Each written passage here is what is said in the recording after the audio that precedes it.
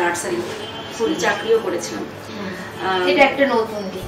কিন্তু তার মানে কি হয় না, স্কুলে যখন তুমি টিচার তার অনেক স্টুডেন্ট আসবে হয়েও ছিল, কিন্তু আমার না ভালো লাগছিল।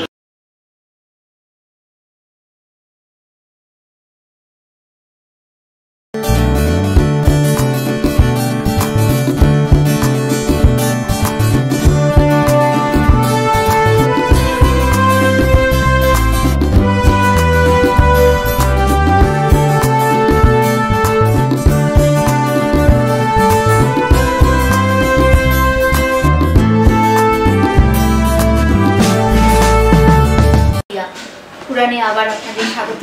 আসুন আজ আপনাদের সাথে আলাপ করব একজন খুব গুণী মানুষের পরিচয়। নমস্কার, আমার নাম পামেলা পাঠক পাল।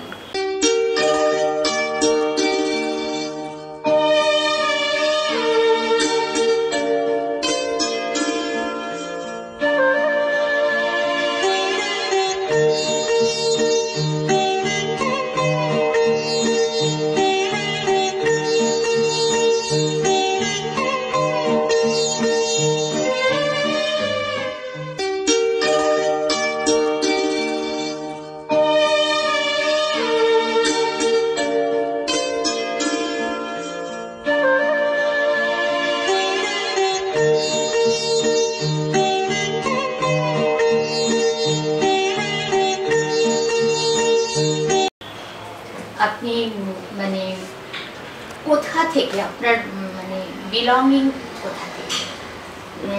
আমার ছোটবেলা চা বাগানে কেটেছে। চা বাগানে আমার মানে শৈশব, মেয়েবেলা সবটাই। বাগডোগরা স্কুলে পড়তাম আর শিলিগুড়ি কলেজে কলেজ। এরপর এখানে আসা। বিয়ের পর এখানে এসে তো একদম একটা মানে বিপরীত পরিবেশ।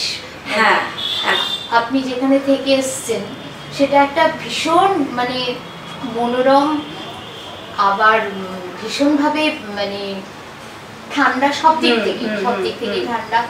এবং এটা একদম আপনি এসেছেন পুরো একটা অপোজিট জায়গায়। আপনার এই যে আশা, এটাকে মানিয়ে নেওয়া, এটা কেমন করে হলো? মানে শুরুর দিকে মানিয়ে নিতে সত্যি খুব কষ্ট হয়েছিল। মানে ওখানকার যেটা হয় আর কি, বিয়ের পর এতটা দূরে আসা, সবাই ওই দিকটা, মানে আমার টোটাল আত্মীয় স্বজন সবটা ওই দিকে, মানে আমরা ছিন্ন হয়ে দিকে এলাম, মানে আমি আমার কথা বলছি, এলাম। মানিয়ে নেওয়া, তার সাথে হচ্ছে তোমার পলিউশন, ওইদিকে এত সুন্দর ওয়েদার, এখানে এরকম পলিউশন, শরীর খারাপ তো হতোই। তারপরে যেটা হচ্ছে মজার কথা, আমি রাস্তাঘাট কিচ্ছু চিনতাম না। তো আমার হাজবেন্ড অফিসে বেরিয়ে যাওয়ার পর সকাল সকাল আমি বেরিয়ে যেতাম, একটা তখন তো মোবাইল ছিল না, ছোটো একটা নোটবুক নিতাম, পেন নিতাম, নিয়ে এখানে ট্রাম চলতো, ট্রামে করে উঠে যেতাম, মানে ট্রামে করে যেতাম, যে যে স্টপেজে ট্রামটা থামতো আমি সেটা নোট ডাউন করতাম রাস্তা চেনার জন্য, মানে কি কি স্টপেজে যাচ্ছে। এখান থেকে স্প্ল্যানেড যেতাম, তারপরে খিদিরপুর, তারপর টালিগঞ্জ, বালিগঞ্জ, এইভাবে। পরবর্তীতে অবশ্য আমি 4 চাকা চালানো শিখলাম, তো এখন সবটাই সবকিছু।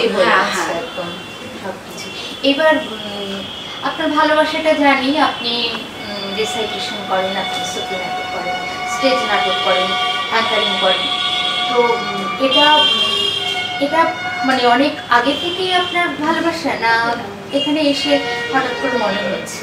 না, ভালোবাসাটা ছোটবেলা থেকেই হয়েছে। আর আগে আমি বলি যে ফ্ল্যাটটা আমার খুব মানে ইয়েটা ডেকোরেশনটা খুব ভালো লাগছে, মানে একটা সুন্দর আবহ তৈরি করে, মানে পরিবেশটা চারপাশটা যদি সুন্দর হয়। এটা কি আপনি নিজে চুজ করেছেন? হ্যাঁ, আমার এটা একটা ভীষণ রকমের ন্যাক আছে বলতে পারো, এই ঘর সাজানো। মানে এমনও হয় শো বা শুটিং, আমি সে লেট নাইট হলেও আগে ডাস্টিং করবো, সব গুছিয়ে রাখবো, তারপরে গাছেরও তো শখ আছে, গাছ আমার ছোট্ট ফ্ল্যাট, কিন্তু আমার প্রচুর টব আছে, গাছ করি। এটা আমার খুব শখ, মানে ঘর সাজিয়ে রাখা মানে কি, এটাকে আমি বলবো যে ইন্টেরিয়র ডেকোরেশন। মানে ইন্টেরিয়র ডেকোরেটররা যেটা করেন সেটা আপনি নিজেই করতে পারেন। এটা তো ভালো কমপ্লিমেন্ট পেলাম। সত্যি সত্যি খুব ভালো লাগছে, মানে পুতুল সবটা মিলিয়ে একটা অন্য রকম, মানে এটা তো একটা মানসিক প্রশান্তিও দেয়, অবশ্যই, এরকম অবশ্যই। করে হ্যাঁ। হয়েছে। আপনি দেখবেন আপনি যেখানে থাকছেন হ্যাঁ। সেইখানটা যদি মানে অন্তত সুন্দর গোছানো চোখের আছে। হ্যাঁ, হ্যাঁ। পক্ষে মনোহর না হয়, হ্যাঁ। সেইটা কিন্তু মানে ভালো লাগবে না সেই। আপনার বেশিক্ষণ না, কথা একদমই বলতে, না। বেশিক্ষণ বসতে। মানে সেটার জন্য বলছি যে মানে থ্যাঙ্কস আ লট যে এরকম সুন্দর একটা জায়গায় এরকম। তারপরে ধরো সবুজটাও কত মানে মনের শান্তি, চোখের শান্তি, সব পজিটিভ মিলিয়ে এনার্জি একদম। সবটা মিলিয়ে আছে। আর তোমার সাথে আপনার সাথে মল্লিকার আলাপ কি করে হলো? শুটিং করতে গিয়ে আমরা একটা সিরিয়াল অ্যাড করতে গিয়েছিলাম, একটা বিজ্ঞাপনের কাজ করতে গিয়েছিলাম। সেখানে প্রথম মল্লিকার সাথে আমার পরিচয়। তারপরে সেই পরিচয়টা যে এত নিবিড় বন্ধুত্ব হয়ে যাবে, আমাদের মানে খুব ভালো বন্ধুত্ব। বলেছে মল্লিকার সাথে আমারও, মানে আচ্ছা। মল্লিকা মানুষটাই এরকম সবার সাথে খুব ভালো সুন্দর করে মিশে নিতে পারে, মানে মিশে যেতে পারে। একদম যে যে যেমন তার হ্যাঁ, সাথে হ্যাঁ, তেমন ভাবে তেমনভাবে মিশে যায়। এটা একটা ওর একটা বিরাট বড় কোয়ালিটি, গুণ। একটা ভীষণ ভালো কোয়ালিটি সেই। সেটার জন্য। তো আমারও এরকম ভাবে আলাপ হয়েছিল মল্লিকার সাথে একটা সুন্দরী প্রতিযোগিতার আচ্ছা আচ্ছা। জাজমেন্ট বলেছিল। হ্যাঁ আমি বলেছিলাম, ওকে ডেকেছিলাম। তো ওর আবার সেদিন শুট করে হ্যাঁ, যেতে সেটাও বলেছিল। পারলো না, সেই জন্য সৌমিত্রদা গেছিল। হ্যাঁ। তো এইভাবে আর কি, কিন্তু তারপর থেকে যোগাযোগটা ওর সাথে কন্টিনিউ রয়ে গেছে আর কি। ও আপনারটা নাম্বার বলেছে। আসেন আপনার এখানে? হ্যাঁ, বাবা মা সবাই আসেন, কিন্তু ঘটনাচক্রে এখন বাবা মা কলকাতাতেই আছেন। ও একটা ফ্ল্যাটে আছেন ওনারা।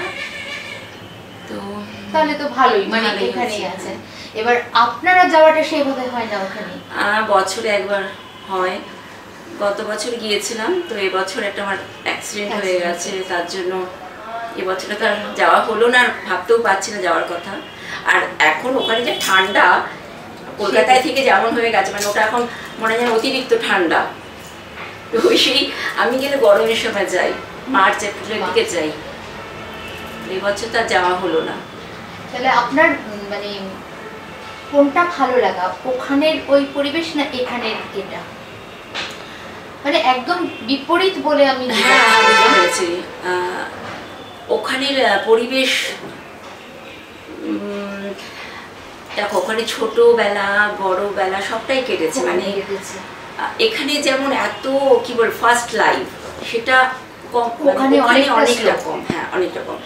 কিন্তু ওখানের ওই আমি কাউকে আঘাত করছি না, ওখানের মানুষের আন্তরিকতা সেটা এখানে দেখাও হয় না।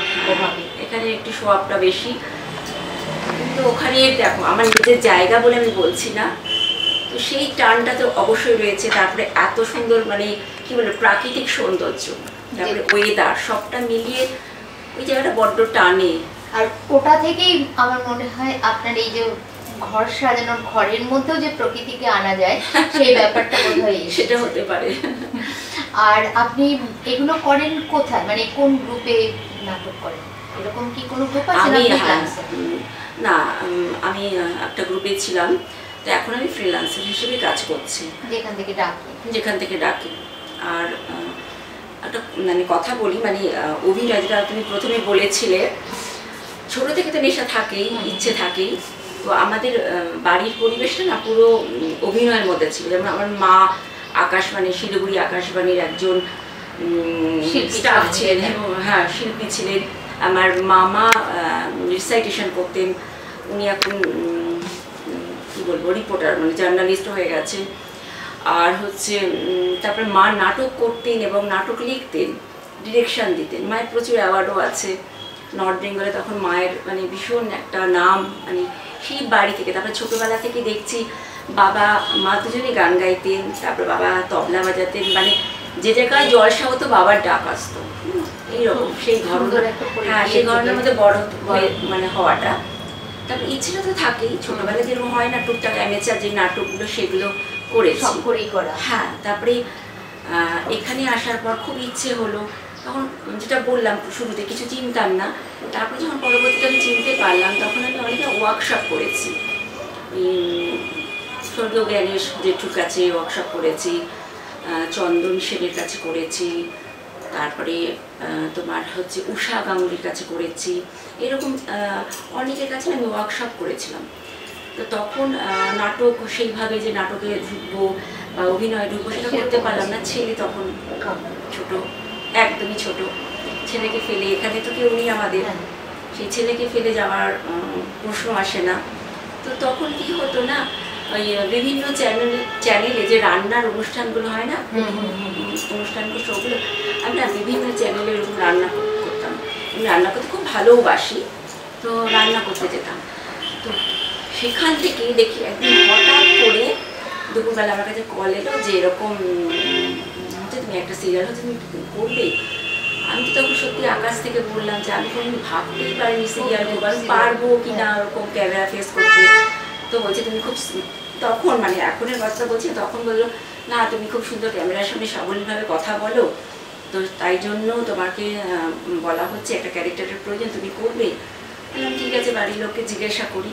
বাড়িতে তো সবাই আপত্তি করলো যে না। তারপরে দেখলাম আমার হাজব্যান্ড বললো হ্যাঁ করো। সেই ফার্স্ট তখন মানে হ্যাঁ সিরিয়ালে ঢোকা। তারপরে যেটা হয় মাঝখানে অনেকটা বিরতি পড়লো বা ছোট ছোট ছোট ক্যারেক্টার থাকলাম। কেন কি আমার ছেলে তখন একদম ছোট, ওকে দেখার বা রাখার কোনো জায়গা ছিল না, সেই জন্য বিরতিটা মানে অনেকটা পড়ে গেল বা গ্যাপ পড়ে গেছিল। তারপর যখন বেরোলেন তখন একদম টানা, এখন টানা করছে, এখন তো পুরোপুরি টানা করছে। আর এছাড়া মানে আপনি ক্লাস করেন? হ্যাঁ হ্যাঁ ক্লাস করাই আমি, ওই রিসাইটেশনের ক্লাস করাই, তারপরে অভিনয়ের অ্যাক্টিং ওয়ার্কশপগুলো করাই, দুটো ইনস্টিটিউটে আমি যাই। এছাড়া বাড়িতেও আমার সব স্টুডেন্ট আসে। আর যারা অনেকটা দূরে থাকে আমি তাদেরকে মানা করি আসতে, যে এতটা দূরে তোমাদের সময় খরচ করে পয়সা খরচ করে আসতে হবে না। সবাই তো মানে শিখতে চায়, টাকাটাও তো একটা ম্যাটার করে। যেটা মানে কি বলবো, আমি স্বার্থপর মতো আমি টাকাটা নিতে পারি না, বা আমি নিজের প্রচারের জন্য তাদের কাছে টাকাটা নেবো, কতটা কি তারা পারবে। সেজন্য বলি তোমরা অনলাইনে পড়ো, অনলাইনে শেখো, মাসে একদিন করে আসো। এরকম অনেক স্টুডেন্টও আছে যারা অনলাইনে আমার কাছে অ্যাক্টিং শিখছে, রিসাইটেশন শিখছে, মাসে একদিন করে আসতে বলেছি তাদেরকে। আর এছাড়া অফলাইন তো আছে, যারা লোকাল তারা অফলাইনে শিখে। মানে একটা মানে এরকমই জীবন হয়ে গেছে যে মানে এগুলো ছাড়া হয়নি বা প্রয়োজন পড়েনি না, মানে এটা তো একটা অক্সিজেন না, সেটা তো ঠিকই। মানে ছাড়তে এখন ভাবতে পারি না যে এগুলো ছেড়ে থাকবো বা এগুলো ছেড়ে দিন কাটাবো, সময় কাটাবো, ভাবতে পারি না। আর ওখান থেকে যখন আসলেন তখন মা বাবাকে ছেড়ে আসতে তো খুব কষ্ট হয়েছিল, ভীষণ কষ্ট হয়েছিল। আর যেহেতু পরিবেশটাও একদম আলাদা সেটার জন্য, কিন্তু আপনার কাছে কি সেটা খুব মানে চরম ব্যর্থতা মনে হয়েছে, বা মনে হয়েছে এখানে এসে যখন এখানটা আপনি চিনে গেলেন তখন মনে হচ্ছে যে আমি চরম সার্থক, আমার এটাই হচ্ছে সার্থকতার ডেফিনিশন, এরকম মনে হচ্ছে? না না, আপনার ডেফিনিশনটা কি? চরম সার্থকতা, চরম ব্যর্থতা বলে কি কোনো কথা হয়? মানে এটার কাছে সংজ্ঞাটা আপনার কাছে কেমন? চরম ব্যর্থতা বলতে আমি যেটা বলতে চাইছি বা আমার মনে হচ্ছে যেটা, চরম ব্যর্থতার তখনই যখন সমস্ত কিছু আমার অনুকূলে থাকবে কিন্তু আমি সেটাকে ফোকাস করছি না, বা আমি সেটাকে প্রেজেন্ট করতে পারছি না, আমি অন্যরকমভাবে লাইফস্টাইল করছি বা লাইফ কাটাচ্ছি, সেটা আমি ভাববো আমার ব্যর্থতা। আর আমার সফলতা আমি তখনই ভাববো অনেক প্রতিকূলতার বিরুদ্ধে লড়াই, অনেক প্রতিকূলতা রয়েছে, বা তার বিরুদ্ধে গিয়ে যখন আমি এগিয়ে যাচ্ছি বা আমি নিজেকে ফোকাস করছি, বা যেটা আমার ভালোবাসা সেটাকে আমি তুলে ধরতে পারছি, সেটা আমার কাছে সফলতা। মানে সেই অর্থে মানে বিশাল সাফল্য বা বিশাল ব্যর্থতা মানে আপনার মনের জায়গাতে নেই। ওটা ভালো লাগলো উত্তরটা, যে সত্যি সত্যি তাই। আমরা ভাবি যে সবকিছু অনুকূলে থাকলে আমরা করছি যেটা সেটা বুঝি সফলতা, কিন্তু তা নয়। আবার এটাও ভালো লাগে যে মা বললেন যে দেখেছিলি আমি বললাম তুই পারবি, এটাও একটা চরম সার্থকতা। মানে মনে হয় যে এই কথাটা শোনার জন্যই আমার এটা হলো, এরকম মনে হয় কখনো কখনো। আবার যেটা মনে হয়েছে যে চরম ব্যর্থতা বা চরম সফলতা বলে কিছু হয় না, যেটা মানে কখনো কোনো মহান মানুষদের কাছে যায়নি কথা দুটো, যে আমরা ব্যর্থ হলাম, চরম ব্যর্থ হলাম, আর উঠতে পারবো না, তাহলে তো সেটা একদম, তাহলে তো আর এগোনোই যাবে না। সেটাই। আর আপনার স্কুলিং কলেজিং সব তো ওখানে উত্তরবঙ্গে, এবার এখানে এসে আপনার কি মনে হয়েছে নতুন করে কিছু করি, মানে নতুন করে কোনো পড়াশোনা নিয়ে কিছু করি বা কোনো একটা ডিগ্রি? করেছিলাম আমি, সেটা করেসপন্ডেন্সে বিএড করেছিলাম, করে ছোট ছোট স্কুলে, যেগুলো নার্সারি স্কুলে চাকরিও করেছিলাম। এটা একটা নতুন দিক। কিন্তু তার মানে কি হয় না, স্কুলে যখন তুমি টিচার, তার অনেক স্টুডেন্ট আসবে, হয়েও ছিল, কিন্তু আমার না ভালো লাগছিল না। যদিও খুবই রেসপেক্টেড একটা চাকরি, টিচার তো খুবই রেসপেক্টেড একটা জব, কিন্তু টিচার তো আমি এখনো টিচার, মানে ওই তথাকথিত কি বলবো স্কুলে সেই টিচার, মানে ওই মানে বাধা ধরা জায়গা, ওই পড়াচ্ছি, ওই একই জিনিস শিখিয়ে যাচ্ছি, তো সেটা আমার মানে ভালো লাগলো না, ছেড়ে দিলাম। তারপরে তো এই অ্যাক্টিংয়ে মানে এখানে কি মানে এখানে নানা রকম, তাই না, আমরা অভিনয় করছি, তার সাথে আমরা সঞ্চালনা করছি, তার সাথে রিসাইটেশন করছি, তার সাথে দেখো ভয়েসের কাজ করছি, যেগুলো আমরা ডাবিং করি, ভয়েস ওভার, আমি ভয়েস ওভারের প্রচুর কাজ করি, সব মিলিয়ে মানে এটা কি বলবো ভ্যারাইটি। তো সেই জন্য এটা আমার কাছে বেশি ভালো লাগে। আর এই যে ছেলেকে মানুষ করা নিয়ে মানে অনেক তো একা একাই হয়েছে সব, সেই লড়াইটাও মানে সেটা কিভাবে পার করেছেন সেই দিনগুলো?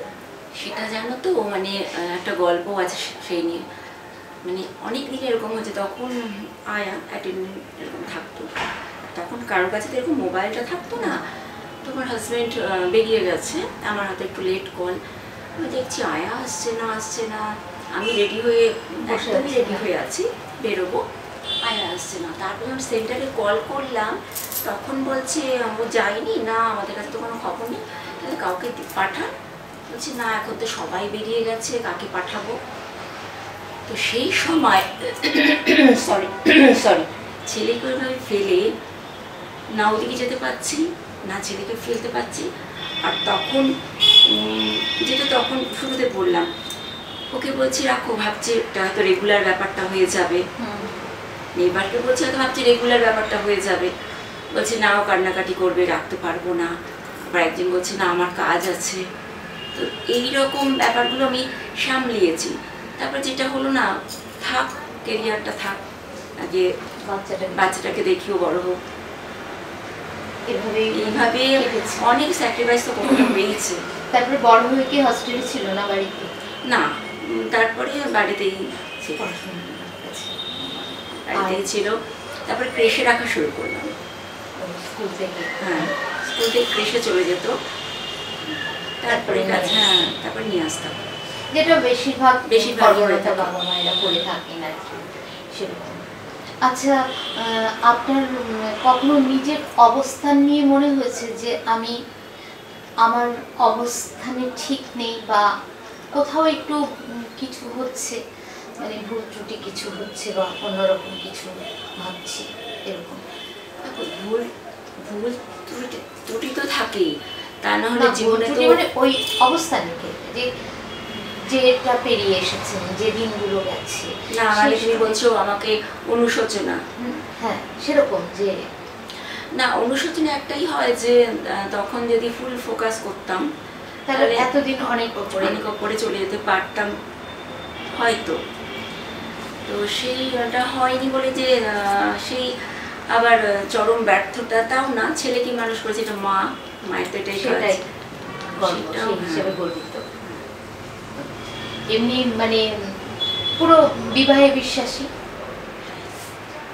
আর এখন যেটা হচ্ছে যে সকলেই লিভিং করছে, বা মানে বেশিরভাগই এখন। তারপরে এই যে মানে বিয়ের আগে দেখে শুনে বিয়ে হচ্ছে, বা লাভ ম্যারেজ হোক, যেটাই হোক, সেটার মধ্যে একটা এই যে মানে ওটা আমার খুব এক্সাইটিং লাগে, যে ওটা ঠিক কেমন ব্যাপার, মানে যে প্রি ওয়েডিং ফটোশুট, হ্যাঁ তো এটা খুব এখন তো- বেরিয়েছে এখন খুব, তো সেইটা নিয়ে কি ভাবনা, যে মনে হয় যে কেন আমাদের ক্ষেত্রে হলো না এটা?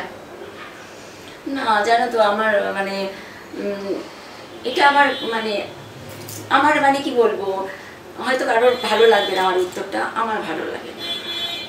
যেটা পার্সোনাল সেটা পার্সোনালি থাকুক। থাকুক, মানে কারোর হ্যাঁ, সামনে আর এসে ওই থাকুক। দিনটা যে একটা আলাদা আলাদা ব্যাপার। আনন্দ বা আকর্ষণ, সেই জিনিসটা তো থাকে না।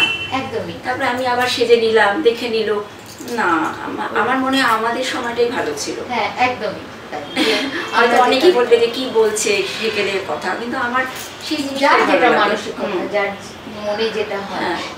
এখনো অনেক ছেলে মেয়ে আছে যারা সেটা চায় না, কিন্তু আবার বেশিরভাগ চায়।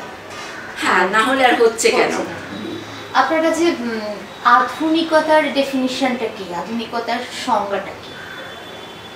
আধুনিকতার সংজ্ঞা, আধুনিকতা মনে, একদমই তাই। পোশাক পোশাক আশাক বা চুল কাটা, মনে, সাধ্য, হ্যাঁ আধুনিকতা মনে, সেটা তার ব্যবহারই বিশ্বাস করে। মানে হ্যাঁ। বুঝিয়ে দেয় সে কতটা আধুনিক, তাই না? হ্যাঁ। আমি যদি পোশাক পরলাম খুব কস্টলি বা হাই ফ্যাশনেবল একটা পোশাক পরলাম, কিন্তু আমার ব্যবহার অত্যন্ত খারাপ, একটা না, ব্যবহার খারাপ শুধু না, মানে মেন্টালি আমি অনেক পিছিয়ে অনেকটা আছি। পিছিয়ে আছি, সেটা তো আমার আধুনিকতা নয়। না, আধুনিকতা হচ্ছে আমাদের মনে। মনের ভেতর, মানে আধুনিকতাটাও মানে বললেন যে আপনার মনে হয় না যে ওটা দেখাতে হয়। না, কাজে কিছু কিছু তো একদম মানে আমার কথা, আমার ব্যবহার, আমার শিক্ষাটাই তো বলে দেবে আমি কতটা আধুনিক, তাই না?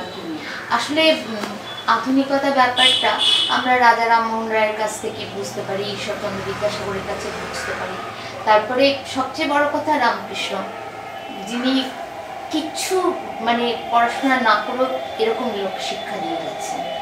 তো অবশ্যই আধুনিকতাটা প্রত্যেকের মনেই হওয়া উচিত, থাকা উচিত। নিশ্চয়ই। তা আর আপনার মানে বারবার এই প্রশ্নটায় আসছি আর বারবার ঘুরে ফিরে চলে যাচ্ছি যে আপনার মানে একদম হবি কি, সেইটা মানে ভীষণভাবে আপনি জানেন, সেটা কি?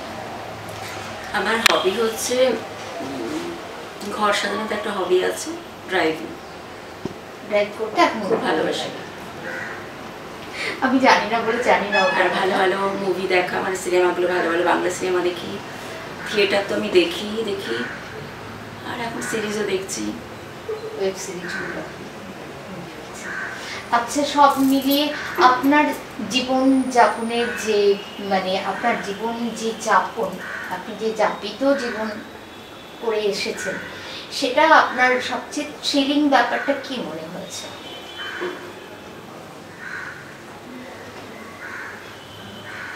যেখানে জীবনযাপন আমি যেভাবে করেছি সেটা থ্রিলিং ব্যাপার।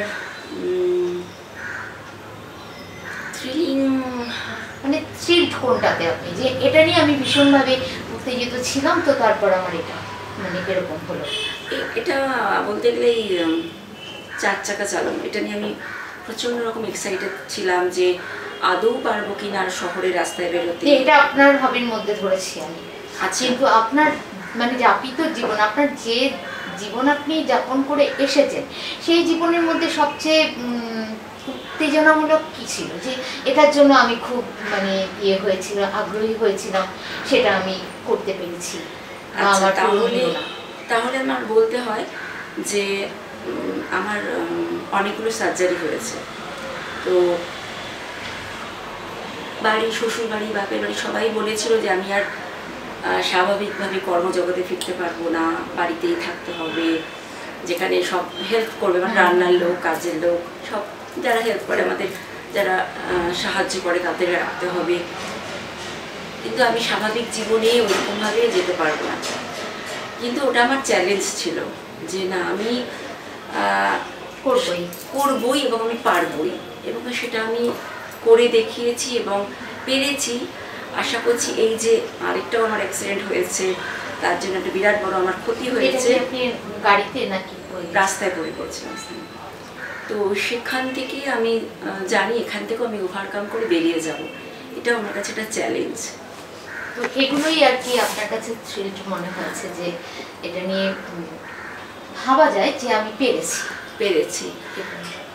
আর এখন আপনার মানে ভবিষ্যৎ ইচ্ছা কি? মানে আপকামিং যে কি করবো?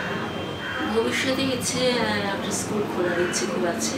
রিসার্চের না এমনি সব কিছু মিলে যা কিছু সেটা আমি যেটুকু আমি পারি সেটুকু আমি সবাইকে মানে দিতে চাইছি, মানে যতটুকু আমার দেওয়ার আছে তারা নিতে পারবে সেটুকু আমি দিতে চাই।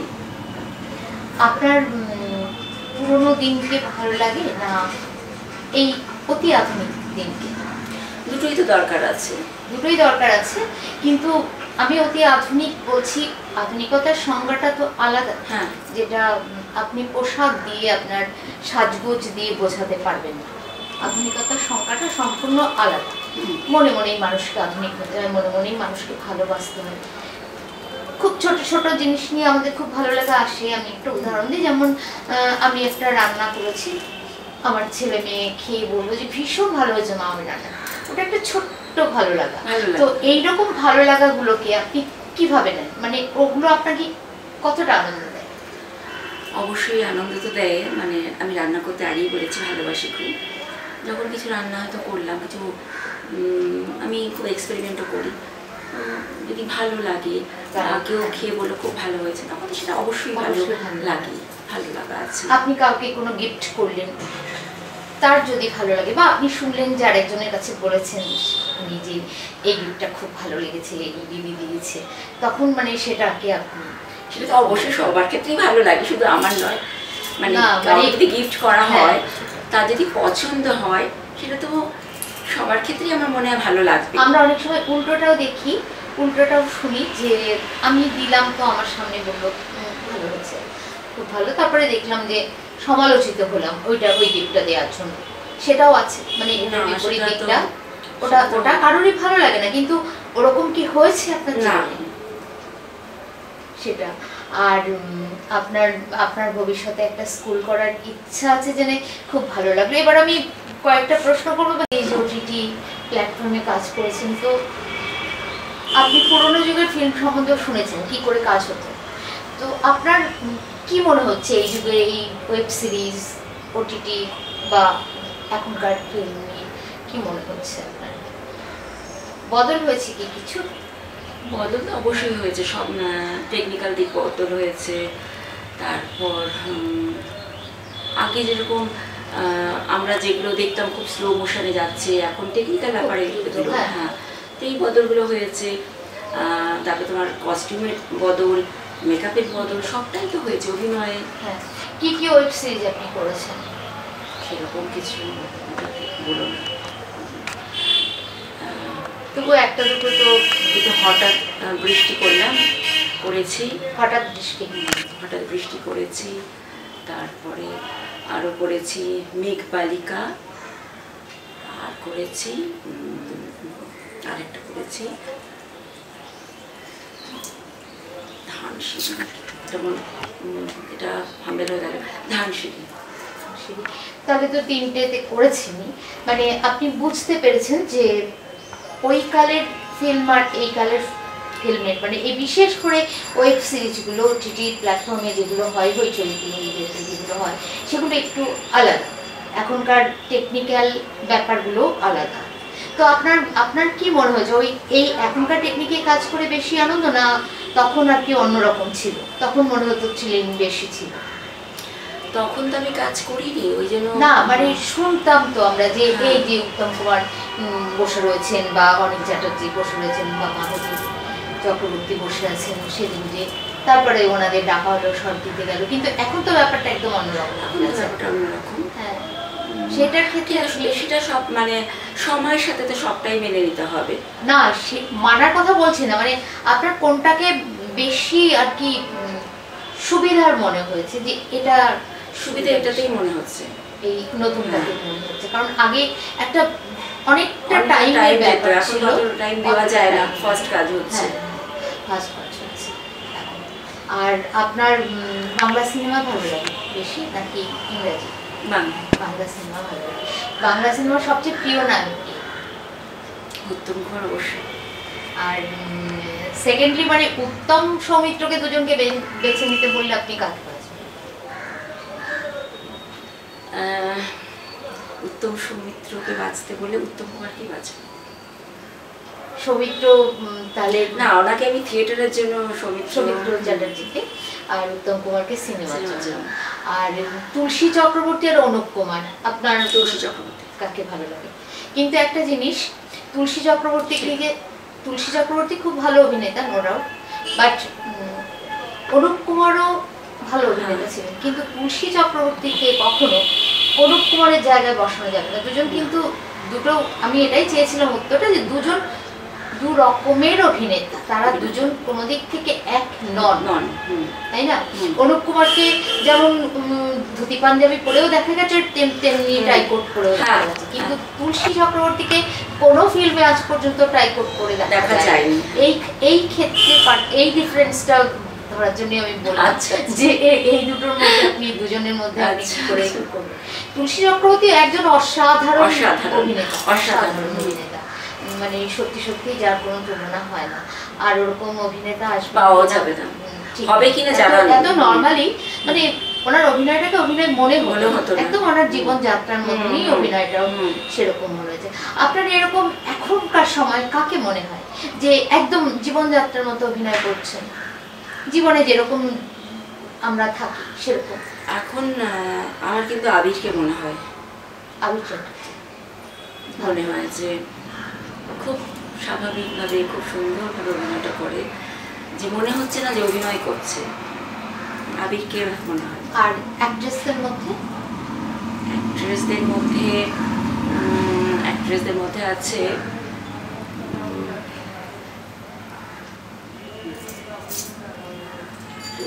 কাকে বলবো, আছে তো অনেকেই এরকম এখনকার সময়। এখন মানে শুভশ্রীও খুব ভালো অভিনয় করছে, খুবই ভালো অভিনয় করছে, মানে ওর না আমি বলছি একদম ন্যাচারালিটি, মানে যেমন আমরা জীবন এই যে কথা বলছি বসে বসে, এটা একটা অভিনয় হতে পারে, এটা আমরা দুজন একটা রোল করছি, তো এরকম মানে একদম এই ক্যাজুয়ালি কথাবার্তাগুলো এরকম, সেরকম অভিনেত্রী আপনার কাকে মনে হয়েছে? নামটা মনে পড়ছে না। স্বস্তিকা তো আছেই, স্বস্তিকা, আর হচ্ছে এদিকে ওই অপরাজিতা। না, অপরাজিতা তো আছে, ওনাকে তো সব জায়গাতেই একদম ঠিক, যেখানে দেওয়া যায় সেরকমই উনি করেন, উনি তো আছেনই। আর একজন নামটা এই মুহূর্তে মনে পড়ছে না, ও খুব সুন্দর আর ন্যাচারাল এত অ্যাক্টিংটা করে, মানে মনে হয় না যে ওর অ্যাক্টিং দেখছি, মনে হচ্ছে জীবনের কথাই তুলে ধরছে। নামটা মনে পড়ছে না। যাই হোক, বাবা মা এদিক থেকে, এদিকের বাবা মা ওদিকের বাবা মা দুজনেই আছেন তো? না, ওদিকের বাবা মা নেই, আমার বাবা মা আছে। তাহলে আপনার একাকিত্ব কখন আসে? কখন আপনি যখন একা থাকেন, না অনেকের মধ্যে মিশে থেকেও আপনার মনে হয় যে এইখানটাতে আপনি একা? আমার সেই অর্থে সত্যি বলতে একাকিত্ব কিন্তু মনে হয় না কখনো, সত্যি বলতে, মানে যেটা বাস্তব আমি সেটাই বলছি, যে শুনতে পাই একাকিত্ব বোধ, কিন্তু আমার সেই একাকিত্ব বোধ কখনো মনে হয় না। আমি সেটা মানে বুঝতে পারি না, নাকি ধরতে পারি না, আমি জানি না। যখনই আমার মনে হয় কিছু করার নেই, তখনই হয় ডাস্টিং করছি, নয় একটু গাছে যত্ন করছি, নয় একটু নাটকের বই পড়ছি, নয় হচ্ছে রিসাইটেশনের মানে কবিতার বইগুলো পড়ছি, নয় নিজে গান শুনছি, নয় নিজে কিছু অভিনয় করছি, মানে স্ক্রিপ্ট দেখে ভিডিও মানে ক্যামেরা অন করে, এইভাবে আমি মানে টাইমগুলো চলে যায়। সেই অর্থে যে একাকিত্ব বা বোর হচ্ছি, ভালো লাগছে না, আমি সত্যি বুঝতে পারি না গো। খুব শুনি এটা, বোর হচ্ছি, ভালো লাগছে না, একাকিত্ব বোধ হচ্ছে, আমি এরকম কিছু না বুঝতে পারেন না। এবার মানে আমি একদম শেষ প্রশ্ন বলছি, যে আপনার এই সমস্ত জীবনের যতটা জীবন আপনি এসেছেন, সেই জীবনের সবচেয়ে সেরা মুহূর্ত এবং সবচেয়ে দুঃখের মুহূর্ত কোনটা? সেরা মুহূর্তটা হচ্ছে মা হওয়া সেরা মুহূর্ত। কষ্টের মুহূর্ত অনেক হয়েছে। তুমি মানে কেউ তোমাকে অকারণে ভুল বুঝেছে, সেটা বাড়ির লোক নয়, বাইরের লোক, যাদের জন্য বা যার জন্য তুমি প্রচুর করেছো, মানে সবটুকু দিতে চেয়েছো, সেইখান থেকে যখন তুমি তোমাকে ভুল বুঝেছে, সেই জায়গাটা খুবই আঘাতের। এরকম আঘাত পেয়েছেন? আঘাত পেয়েছি। সেই জায়গাটা সবচেয়ে দুঃখের মনে হয়েছে। আর মানে আপনাদের স্বামী স্ত্রী একটাই ছেলে, তো এই সম্পর্কে মানে সম্পূর্ণ অটুট বন্ধন, মানে এটার কোনো ফাঁক নেই? না না। তাহলে আপনি সুখী নিজেকে মনে করেন যে আমি ঠিক আছে, যেমনই আছে, যেটুকু আছে সবটুকুনি ঠিক আছে, ঠিক আছে, ভালো আছি, এটাই যেন থাকে শেষ পর্যন্ত। এবং আপনার যা কিছু মনের ইচ্ছা, এই যে একটা স্কুল করব, একটা স্কুল নিয়ে থাকবো, ইচ্ছা আমার ভেতরে যা আছে সেটা অন্য কাউকে দেব, এটা পূরণ হোক অবশ্যই। এবার আমি একটু আর একটা বাড়তি পার্সোনাল প্রশ্ন করছি যে আপনার খাওয়া দাওয়া, মানে আপনি ভেজ না নন ভেজ কোনটা পছন্দ করেন?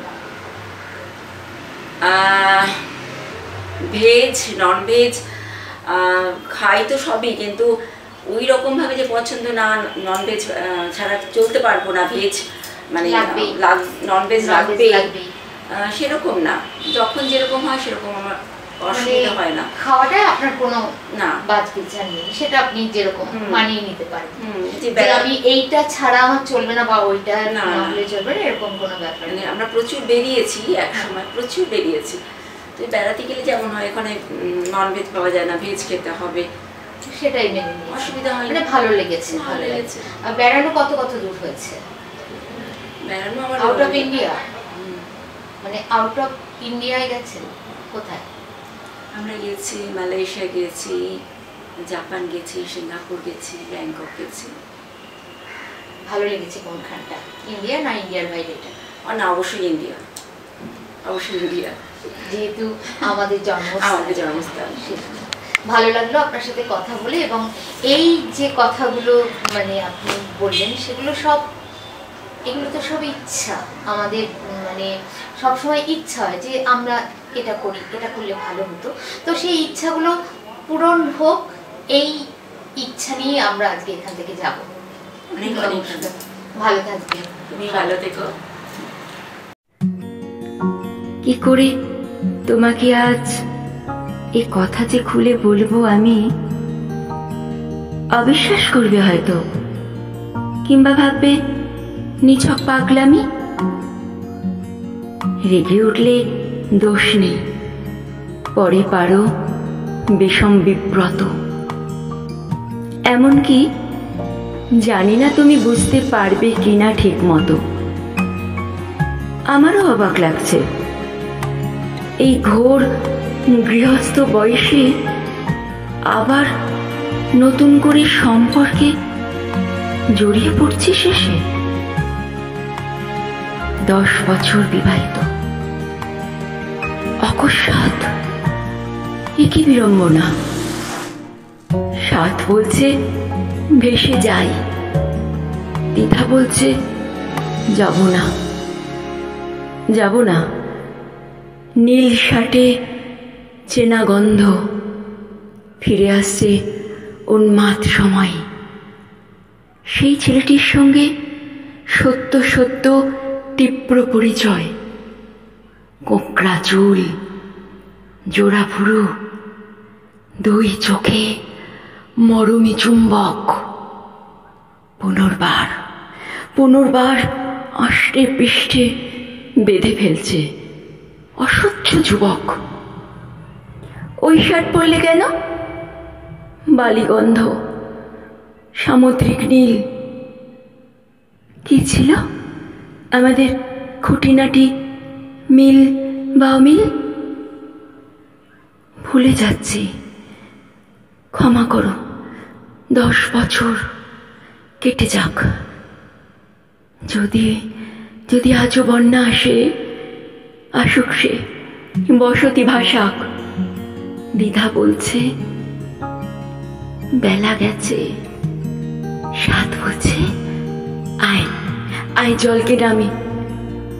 আবার তোমারই সঙ্গে সম্পর্কে জড়িয়ে পড়েছি আমি।